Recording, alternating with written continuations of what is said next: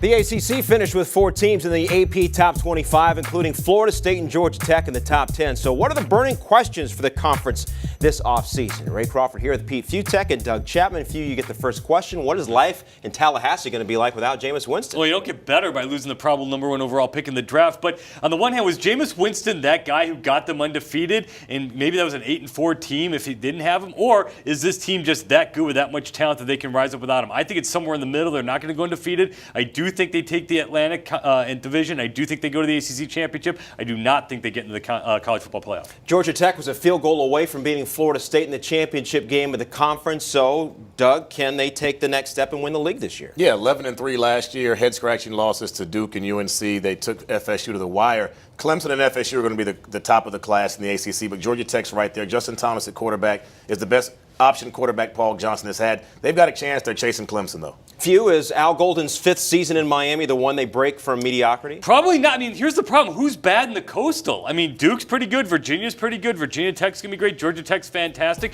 And Miami just loses too much. They lose Duke Johnson. They lose a couple of key players off the offensive line.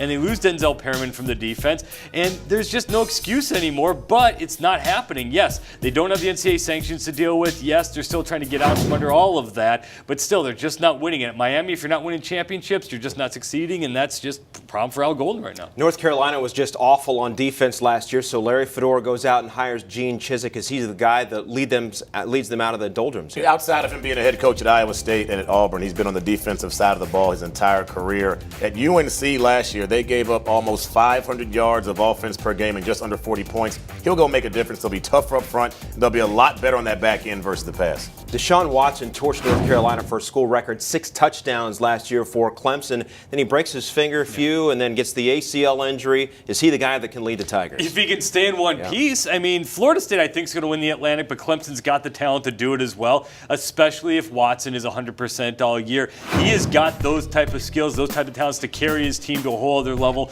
But again, he's coming off a torn ACL. He's got to stay healthy. Can't do that. You can't do much, and Florida State takes it. Yeah, when he has over 19 attempts in a game, he's completing 70% of his passes. He can throw the football.